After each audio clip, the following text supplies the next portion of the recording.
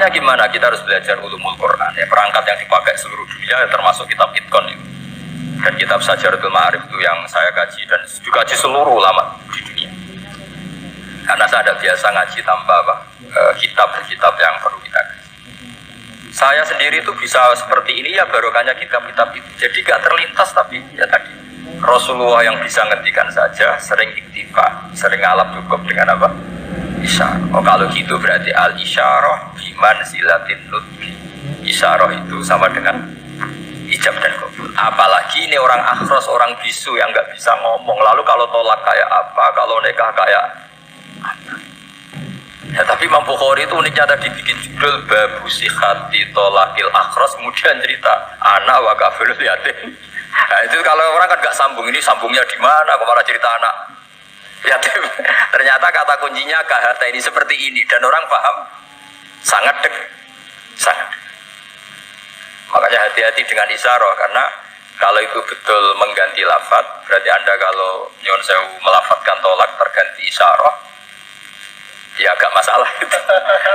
Tapi semoga enggak lah. Istri satu kok dicerai nanti gak punya istri nanti malah repot. Tapi ini kan saya cerita ilmu saja ya, saya cerita apa? Cerita.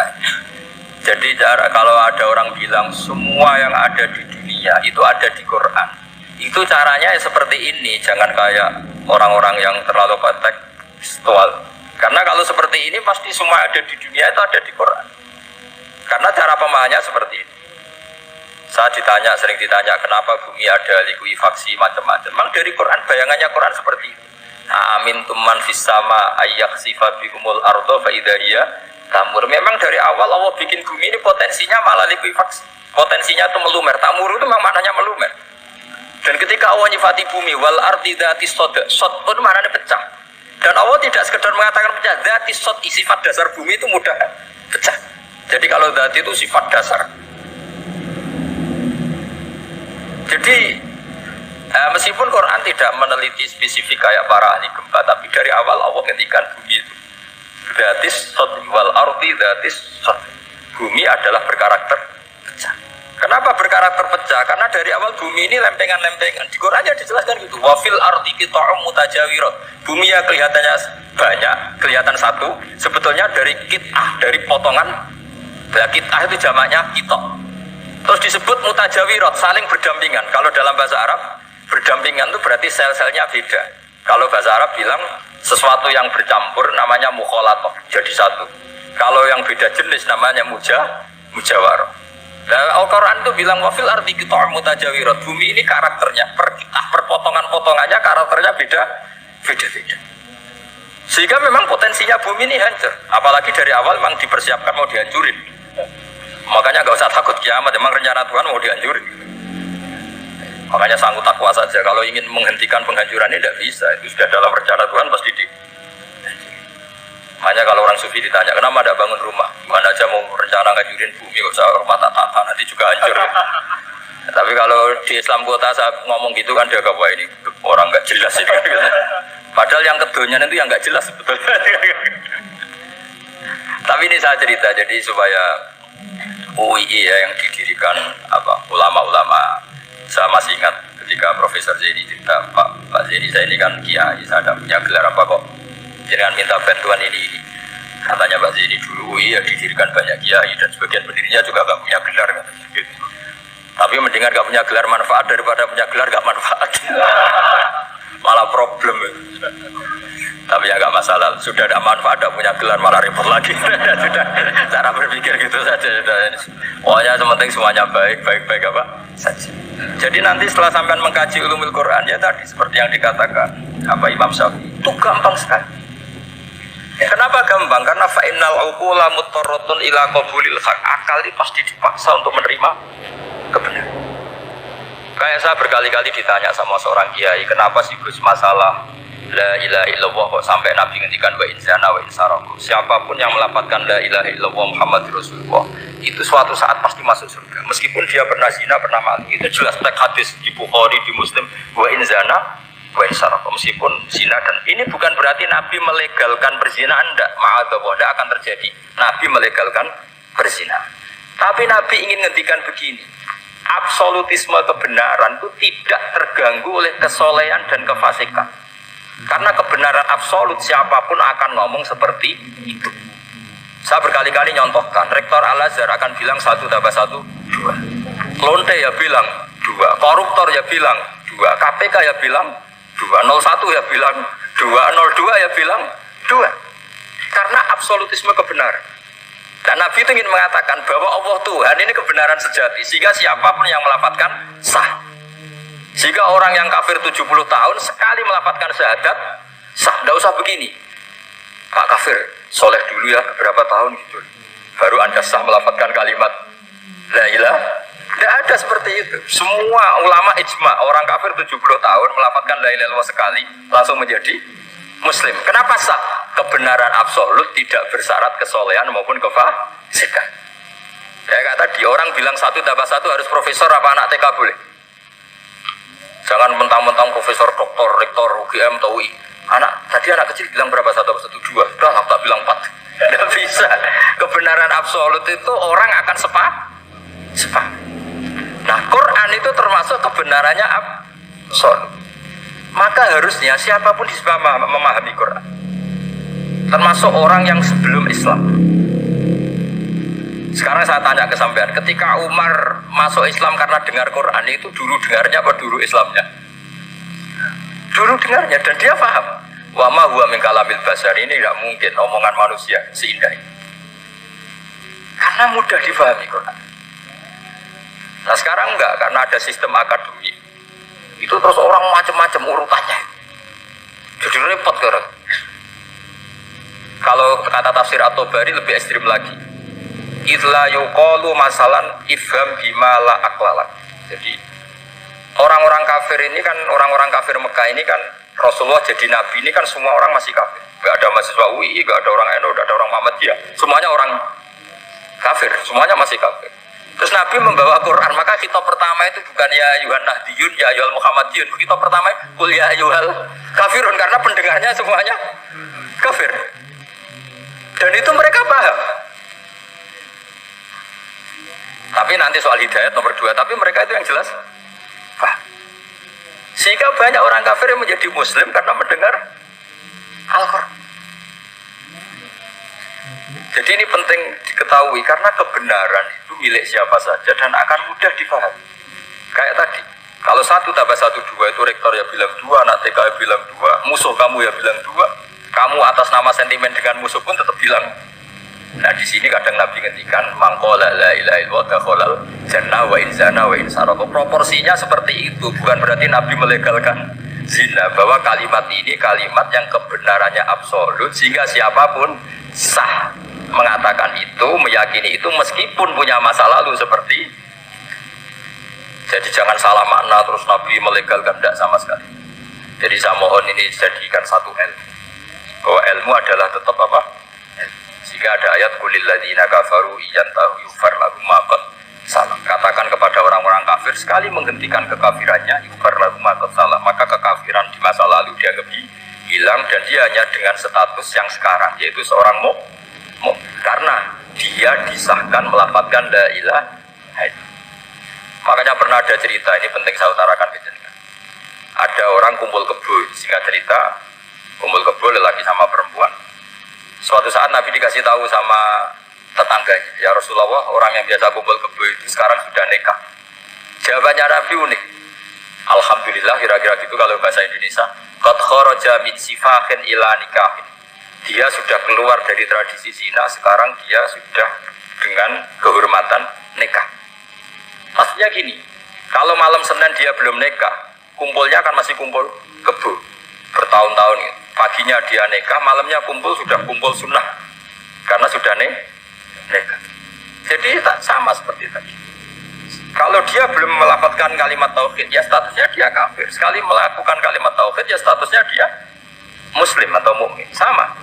Ketika hubungan intim tanpa nikah namanya sifah perzinaan. Sekali nikah ya namanya sunnah. Jadi semudah itu.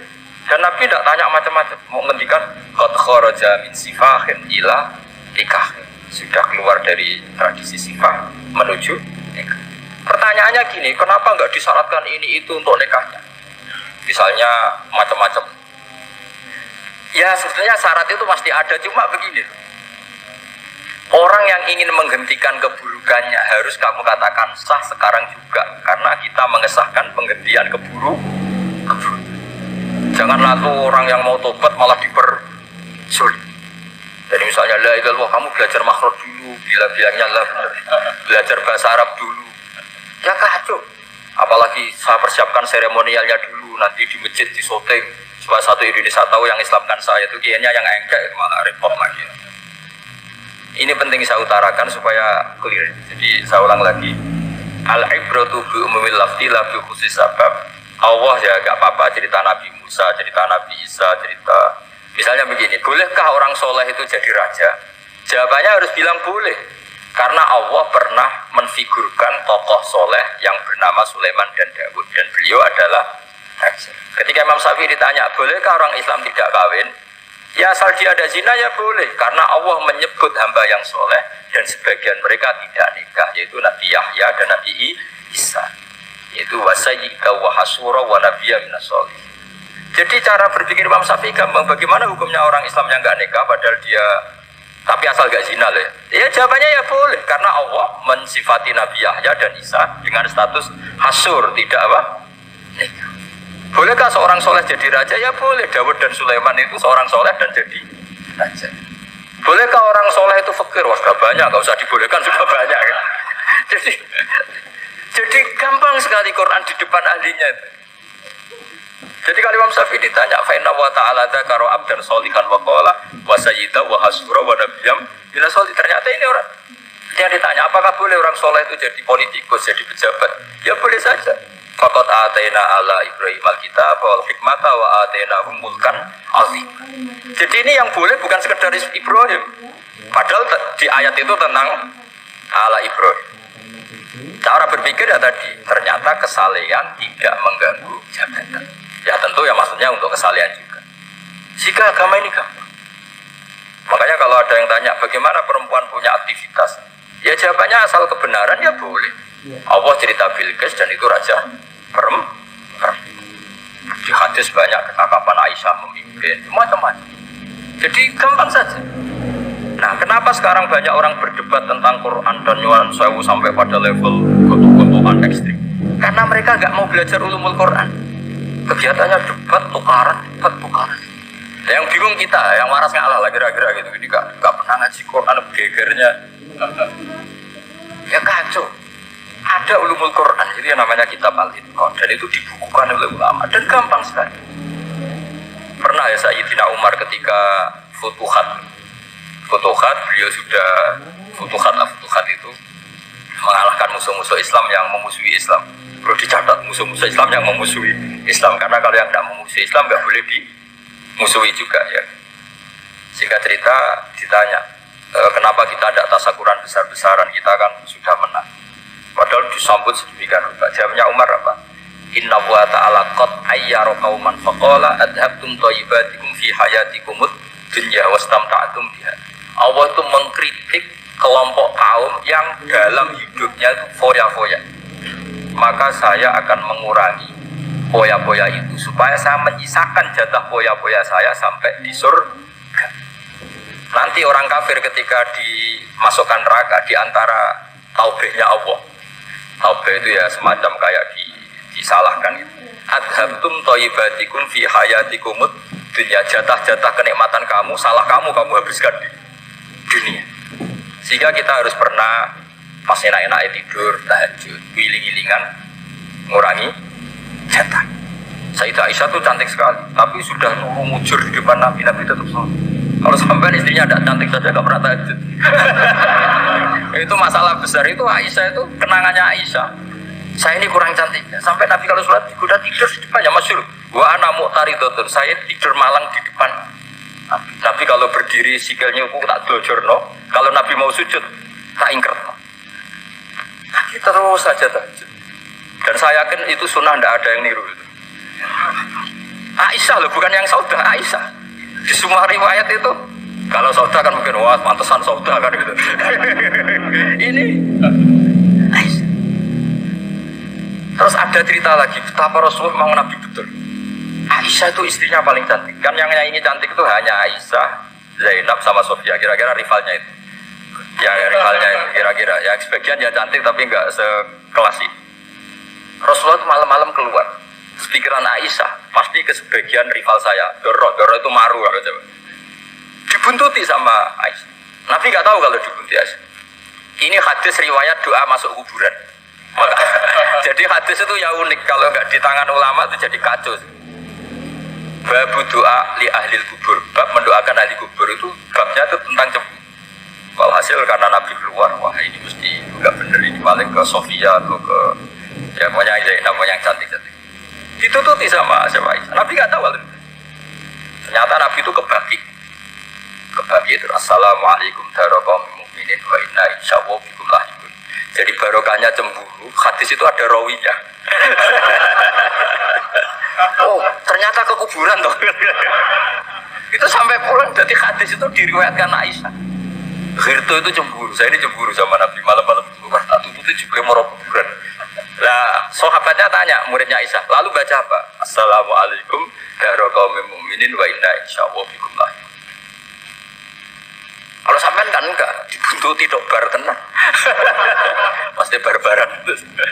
Jadi ini penting saya utarakan. Jadi cobalah ulumul Quran dikaji secara baik. Insya Allah nanti maknanya Quran itu mudah. Karena memang sesuatu itu harus ada ilmu. Ya sesuatu itu harus ada. Banyak ulama itu nangis karena mudah memahami rahmat Allah. Abu Yazid Al-Bustami itu jadi wali bukan karena banyak wiridannya, enggak. Dia setiap makan itu memuji begini, ya Allah, engkau itu tidak butuh saya, tapi kenapa ngasih makan saya? Kalau majikan ngasih makan karyawannya kan supaya mau kerja. Semua kebaikan manusia itu pasti ada imbalannya. Tapi engkau itu tidak butuh apa, kenapa ngasih nikmat kepada manusia padahal engkau tidak butuh? Itu kan aneh betul. Kalau apapun ikhlasnya orang, kalau ngasih itu kan ada maunya. Meskipun sudah bilang ikhlas. Oh sudah, tapi kalau Allah itu tidak butuh. Misalnya ada orang nyumbang masjid ikhlas, tetap di hatinya benar Jumatan Pak Quran yang binti, tetap ada kepentingannya. Tapi kalau Allah, sehingga cara mensifati Allah itu luar biasa. Makanya orang jadi wali itu diantara kata Rasulullah, Inna Allaha la yardu 'anil 'abdi idza akalal aklam fa yahmadu 'alaiha aw yashruba syarba fa yahmadu 'alaiha. Allah itu sangat ridho. Orang jadi wali itu kan diridani Allah. Allah itu sangat ridho kalau seseorang makan kemudian dia muji Allah. Coba apa hebatnya Donald Trump kalau nggak makan ya lemes mati. Apa hebatnya presiden seluruh dunia kalau nggak makan ya lemes mati. Orang yang katanya paling top di dunia, ya orang nggak makan kangkung nyatanya ya lemes. Hebatnya di mana? Yang kita puji-puji hebat, ternyata kalau nggak makan itu lemes. Pak Rektor nggak makan lemes, apalagi Pak Onwel nggak makan lemes. Hebatnya apa coba? Nah, terus kelihatan wa khuliqal insanu dhaifa. Makanya ketika Allah mengingatkan orang yang menyembah Isa, Allah hanya menghentikan gini, karena yakulani to'am. Isa dan ibunya itu makan.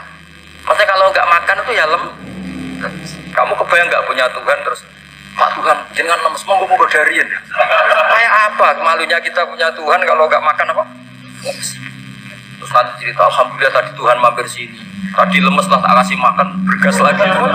Makanya Allah kritiknya mas sederhana, karena ya pula itu. Oh kamu Tuhan kan gimana? Ini kalau nggak makan itu. Tapi kita sering keliru mengatakan Presiden Amerika itu super power hebat. Hebatnya di mana seorang manusia kalau nggak makan ya? Ini makanya Allah ngendikan wa khuliqal insanu dhaif. Jika banyak para wali itu dekat Allah ketika makan. Bukan apa karena tadi makannya itu udah kayak sampai ada makanan, ya lahap segala udah gitu.